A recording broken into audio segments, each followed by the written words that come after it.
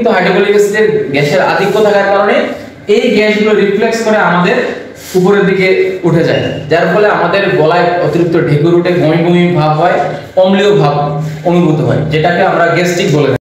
বিসমিল্লাহির রহমানির রহিম। My dear students and viewers, আশা করি সবাই ভালো আছেন।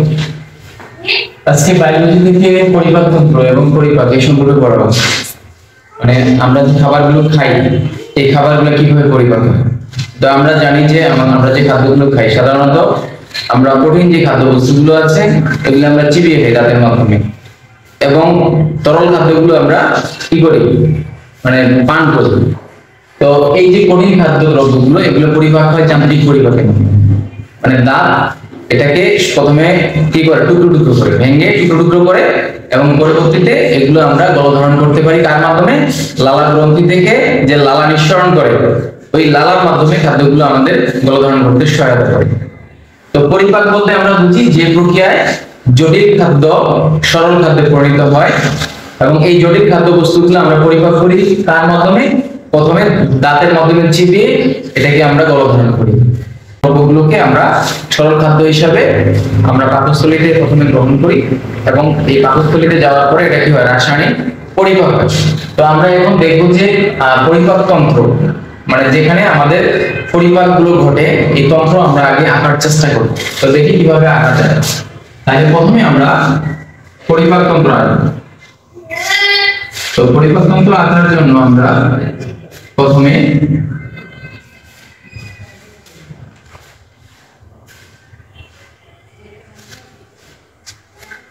আগে একটা মানুষের ছবি আঁকব, যেহেতু মানুষের পরিপাক তন্ত্র।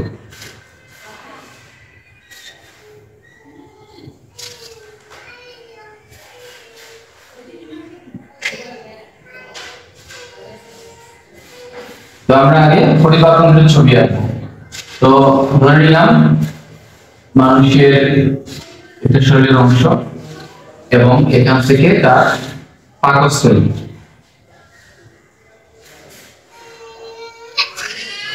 এখানটা পাকস্থলী, এবং এই পাকস্থলীর এখানে অগ্ন্যাশয়, এখান থেকে অগ্ন্যাশয় রয়েছে। তো প্রত্যেকটা বর্ণনা যাচ্ছি পরে, আগে আমরা চিত্রটা এঁকে নেই। তো এখান থেকে অগ্ন্যাশয় আঁকলাম, এবং এই জায়গা থেকে আমরা এঁকে নিব যকৃৎ।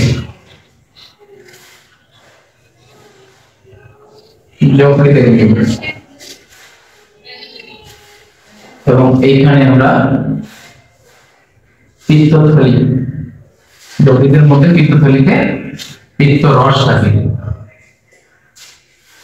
তো তারপরে আমরা এখান থেকে দেখে নিব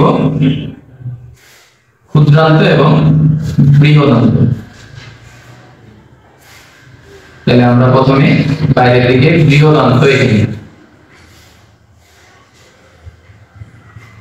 প্রথমে একটা বৃহদান্ত এঁকে নিই।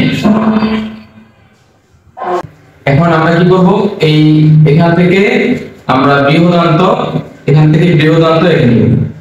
বললাম যে এটা বৃহদান্ত, এখান থেকে আমরা প্রথমে বাইরের দিকে বৃহদান্ত আঁকবো, এবং ভিতরে ক্ষুদ্রান্ত এঁকে নিব। তাহলে এটা হচ্ছে বৃহদান্ত, এবং এই ভিতরের দিকে থাকে কি, ক্ষুদ্রান্ত। ক্ষুদ্রান্ত আবার তিনটা অংশ থাকে, ডিউডেনাম, জেজুনাম এবং ইলিয়াম, এই তিনটা অংশ থাকে। তাহলে আমরা এখন এখান থেকে কি করবো, এখান থেকে ক্ষুদ্রান্ত দেখে নেব। আসলে নাম যদিও ক্ষুদ্র, তো আসলে এটা কিন্তু ক্ষুদ্র নয়, এটা কিন্তু বৃহৎ। এটা বৃহৎ। প্রথমে এই ক্ষুদ্রান্তের যে ভাঁজগুলো আছে, এই ভাঁজগুলো এখানে আছে। তাহলে ক্ষুদ্রান্ত তিনটা অংশ, কি এই ক্ষুদ্রান্তর মধ্যে হচ্ছে তিনটা অংশ, ডিউডেনাম, জেজুনাম এবং ইলিয়াম। এবং এই যে বৃহদান্ত এবং ক্ষুদ্রান্তর সাথে গিয়ে যে অংশটা অতিরিক্ত থাকে তাকে বলা হয় কি, অ্যাপেন্ডিক্স। এবং এখান থেকে থাকে মলাশয় বা পাইওছিদ্র, মলাশয়। তো এই ক্ষুদ্রান্ত যদিও নাম ক্ষুদ্র, কিন্তু আসলে ক্ষুদ্রান্ত গুলো হয়ে যায় কি, দৈর্ঘ্যে এর ক্ষুদ্রান্তের দৈর্ঘ্য হচ্ছে 7 সেন্টিমিটার এবং প্রস্থ হয়ে থাকে কত 3.5 থেকে 4 সেন্টিমিটার। তো এত পর্যন্ত দৈর্ঘ্য হয়ে থাকতে পারে। বাইরের দিকে একটা থাকে ডায়াফ্রাম, অংশ থাকে। তো এইভাবে যুক্ত থাকে। এখন আমরা তো এখান থেকে আমরা শুধুমাত্র তার পুরো আকৃতি আঁকবো না, তার শুধু পাকস্থলীর অংশটা আমরা দেখব। তাহলে এখান থেকে তার শুধু পাকস্থলীর অংশটা আমরা রেখে দিব। ধরে নিলাম এটা মানুষের একটা পরিপাক তন্ত্র। তাহলে আমরা চিহ্নিত করে নেই কোনটা কি। তাহলে এখানে হচ্ছে আর এটা হচ্ছে মুখ, তারপরে এদিকে যে এটা হচ্ছে অন্ননালী, আর এদিকে হচ্ছে কি এটা হচ্ছে পাকস্থলী, আর এই বাইরেটা হচ্ছে ডায়াফ্রাম, এটা হচ্ছে কি অগ্নাশয়, বাইরের দিকে যে অংশটার নাম হচ্ছে বৃহদান্ত, আর ভিতরের অংশটা ক্ষুদ্রান্ত। ক্ষুদ্রান্তের আবার 3টা অংশ। তাহলে প্রথম অংশটার নাম ডিউডেনাম, তারপরটা হচ্ছে কি জেজুনাম, আর তার শেষের অংশটার নাম ইলিয়াম। তাহলে ডিউডেনাম, জেজুনাম, ইলিয়াম এই 3টা মিলে তার নাম হচ্ছে ক্ষুদ্রান্ত। আর এই যে অংশটা অতিরিক্ত যেটা নিষ্ক্রিয় অঙ্গ একে বলা হয় অ্যাপেন্ডিক্স, আর নিচের অংশটা হচ্ছে পাইপ। ঠিক আছে। তাহলে আর এখানে হচ্ছে কি এটা যকৃৎ বা আমরা যেটা কলিজা বলি, আর এখানে হচ্ছে কি পিত্তথলি। তাহলে এটা হচ্ছে মোটামুটি একটা মানুষের কি পরিপাক তন্ত্রের বা পুষ্টিক তন্ত্রের চিত্র।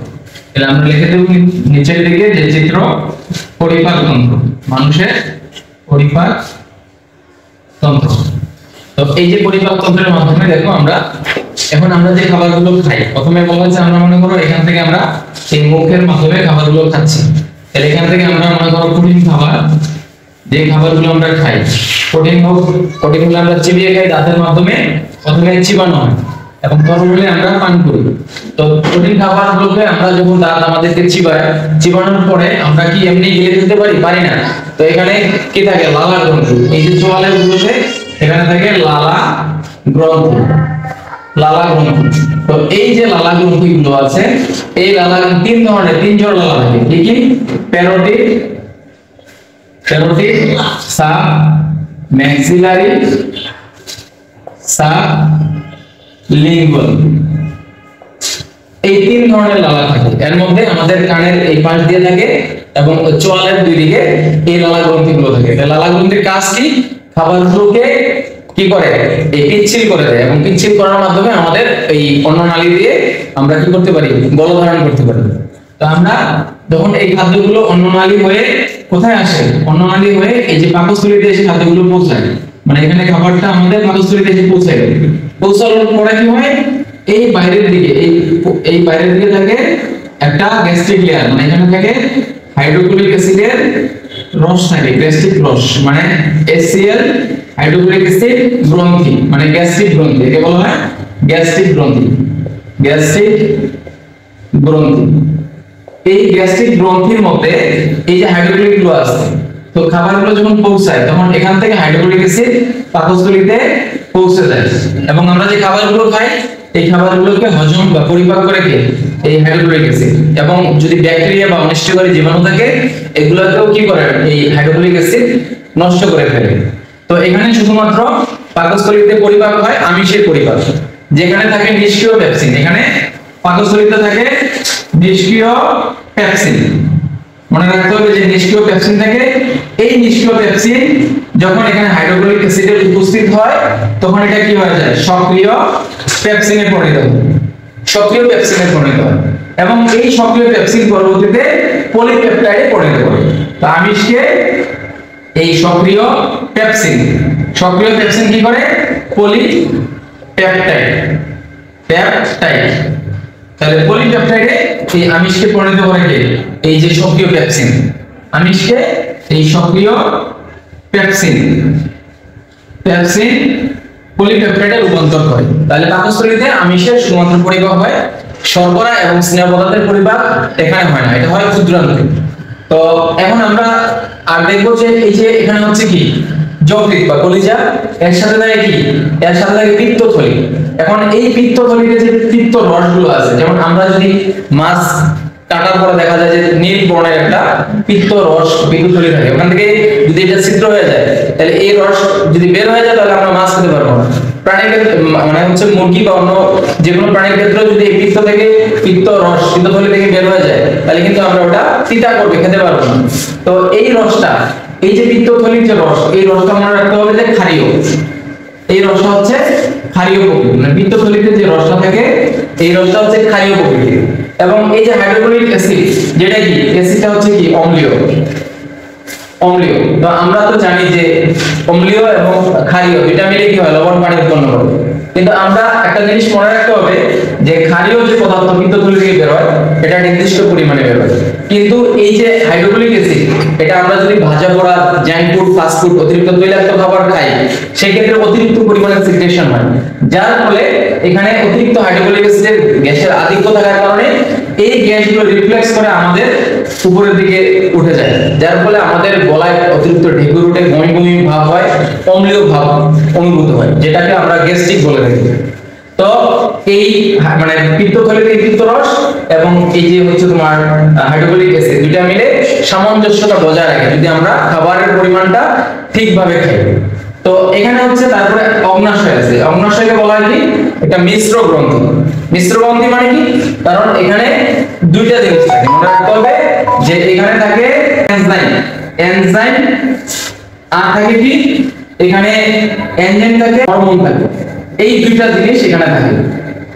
তো হরমোনের মধ্যে আবার কি কি থাকে, হরমোনের মধ্যে ইনসুলিন গ্লুকাগন আর অন্যান্য কিছু হরমোন থাকে। এবং এনজাইমের মধ্যে তিন ধরনের এনজাইম থাকে। তিন ধরনের এনজাইমের মধ্যে এক নম্বর হচ্ছে ট্রিপসিন, তারপর হচ্ছে অ্যামাইলেজ আর হচ্ছে লাইপেজ। তিন ধরনের এনজাইম থাকে। এখন একে মিশ্র গ্রন্থি বলার কারণ এখানে যেহেতু হরমোন এবং এনজাইম থাকে এই কারণে একে বলা হয় মিশ্র গ্রন্থি, ঠিক আছে। আর যকৃতকে বলা হয় রসায়ন গবেষণাগার। এখন এই যে মানে তিন ধরনের এনজাইম, এই এনজাইম গুলো কি করে, তো ট্রিপসিনের কাজ কি, ট্রিপসিন আমিষকে পরিপাক করে। এই ট্রিপসিনটা পরিপাক করে আমিষকে, মনে রাখতে হবে আমিষকে পরিপাক করে পলিপেপটাইডে অ্যামাইনো অ্যাসিডে পরিণত করে, অ্যামাইনো অ্যাসিড। তাহলে ট্রিপসিনের কাজ কি, আমিষকে পরিপাক করে অ্যামাইনো অ্যাসিডে পরিণত করে। তারপরে হচ্ছে অ্যামাইলেজের কাজ কি, শর্করাকে পরিপাক করে শর্করাকে পরিপাক করে একে গ্লুকোজে পরিণত করে। আর হচ্ছে কি স্নেহ পদার্থকে পরিপাক করে যে লাইপেজ এবং এটাকে ফ্যাটি অ্যাসিড এবং গ্লিসারলে পরিণত করে, ফ্যাটি অ্যাসিড ও গ্লিসারল পরিণত করে, ঠিক আছে। তাহলে তিন ধরনের পরিপাক হয় পাকস্থলীতে। পাকস্থলীতে হয় শুধু আমিষের পরিপাক এবং ক্ষুদ্রান্তে গিয়ে পরিপাক হয় শর্করা এবং স্নেহ। তো এইভাবে যখন খাদ্যগুলো পরিপাক হয়ে তখন কি করে, এভাবে ক্ষুদ্রান্ত হয়ে এবং পায়ু ছিদ্র হয়ে তারপরে বাইরের দিকে রেচন প্রক্রিয়া বের করে দিই। এখন এখানে যে অ্যাপেন্ডিক্স আছে, এই অ্যাপেন্ডিক্স আর এখানে এই যে কোলন, মানে ক্ষুদ্রান্ত বৃহদান্ত মিলে এখানে হচ্ছে কোলন। আর এই যে অ্যাপেন্ডিক্স যে অংশটা আছে এটাতে নিষ্ক্রিয় অঙ্গ হিসেবে কাজ করে। তো অ্যাপেন্ডিসাইট এটা নিষ্ক্রিয় অঙ্গ, নিষ্ক্রিয় একটা অ্যাপেন্ডিসাইট আর এটা হচ্ছে কক্সিক্স।